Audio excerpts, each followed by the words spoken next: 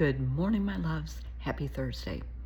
Amazing day here at the lake. High today's 105, but we had torrential monsoon hit last night in my area. I'm just a little south of Phoenix, and it was amazing. We have waited a long time for this kind of rain. I mean, it was blinding rain. You couldn't see across the lake. It was that heavy, but we needed it, and for that I am extremely thankful. So, I hope everybody watched yesterday's video. I had a lot of good comments, responses to this. And so somebody that I highly admire sent me a note. I was discussing success in relationships and a successful man and things like that. And I said, well, let's just kind of go beyond that a little bit. How do you define success personally? How do you define success with yourself? With your kids? With your kids. How do you define their success? Is it they're happy and they're healthy and they're thriving? They're doing good in school, they have friends, they're in sports, they enjoy life, they love their family. Is that success for a child? Or are you more about they got to get the grades? They have to be an A student. They have to be the quarterback or the captain of the football team. How do you define success for your kids? This is really, really an important question. I want you to think about that. I want you to have the conversation with your kids, because in your eyes, are they a failure if they bring home a B or a C? Are they an outcast if they fail a math test? How do you define success? And by the same token, how did your parents define success in your life when you were a child? Yeah. Oh, yeah. So with this individual brought up some really good topics, and I shared a little bit of a story, and some of you may know it. It's my personal life, of course. And eons ago, my ex was a very successful, by most standards, attorney. Yeah. Had the house, the car, money in the bank account, great clientele, and found out after the fact that he also had some drug issues and a fondness for I'm going to really be careful with my words here, for extremely young girls. And he liked to abuse people, especially women and girls. Yeah, I got the hell out. But on the outside, he had everything. My dad was so enamored with this. I came from a wealthy background. My dad, always wanted the best for me, of course. I always dated doctors or lawyers, for the most part throughout my life. And my dad thought, okay, this is it. Because this guy's successful, he has his own firm, he was with the Attorney General's office at one point, on and on and on and on and on. This is the guy, this is what you want, this is who you need to marry. If he asks you, go for it. Okay. On the outside, he looked successful.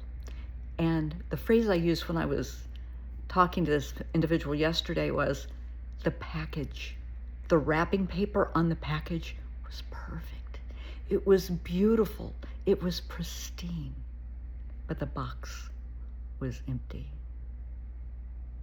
Underneath all the trappings, underneath the wrapping paper and the bow, underneath the house, the car, the trips, the money, was addiction, abuse, violence. The box was empty. Yeah. So be careful how you define success in anyone's life. Because are you setting them up for failure? Are you telling them you have to have the house, the car, the microwave? You have to have X number of dollars in your bank account. You have to drive a Bentley. You have to do this. You have to do that to be successful. Because they're going to be so busy striving to make that, they may end up empty on the inside. The last person I dated a long time ago before I moved here. I mean, so it's been 6.5 years, yeah, since I dated anybody. Was an attorney, dated on and off for a very long time. Great guy. Successful? Absolutely, by all standards. He had a good job with a good firm. He knew how to manage his money. He was happy. He was grounded. He was fun. He wasn't caught up in stuff. He had a beautiful home, but it wasn't, a multi-million-dollar estate. He had a nice house. It's where he raised his kids. It's fine. But you don't have to put a price tag on success. For me, my opinion, after learning all these life lessons, of course, success comes from in here. Success is how you live your life. What kind of person are you?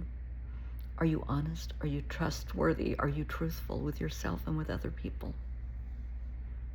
If you're walking down the street and somebody drops, they're carrying dry cleaning or bags or whatever, and they drop something, are you going to pick it up and help them?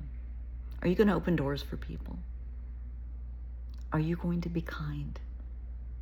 Genuinely kind. Not trying to impress somebody, kind. Kind. Are you a kind person? It's how you live your life. It's not about the money in the bank. It's not about the title of your job. It's not about where you live, what you drive. It's about how you live your life. Determines, in my opinion, if you are successful. Now, I consider myself successful. In my own little Brenda world, I am very successful. I don't own a home. I'm in an apartment. I want to get a home. That is a huge goal of mine. I drive a very nice car. I work, I have my trauma therapy practice, but I also work in a law firm. I'm consulting with a medical malpractice firm, defending doctors and hospitals, and I love what I do.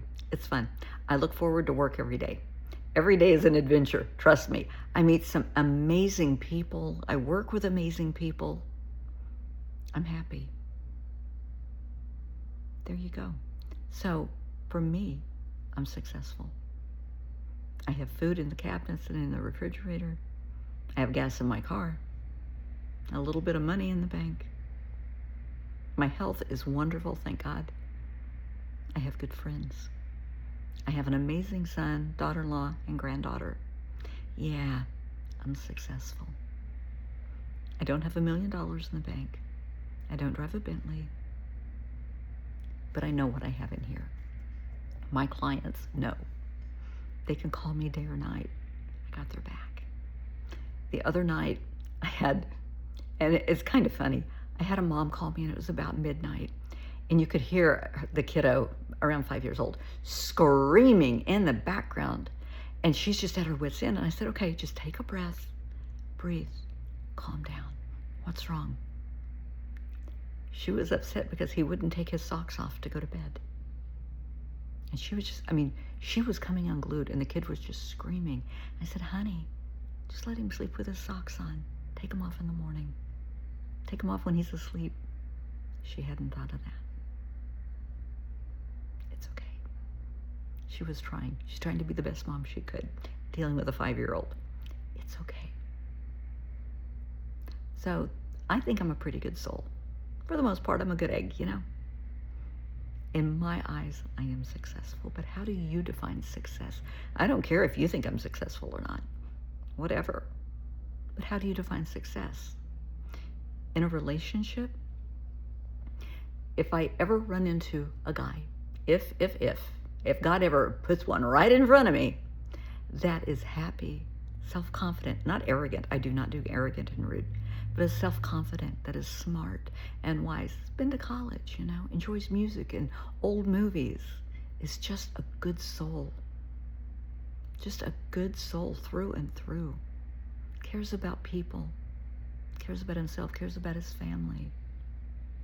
That's a successful person. Yeah, that's a successful person. So we will see what the universe has in store for me. I will wait. I will gladly wait. I have learned my life lessons as far as relationships are concerned. So I will wait until the right guy comes along. I'm in no hurry. And I know they will be a successful person. The next person I date will be successful by my standards. You don't have to have $1 million in the bank.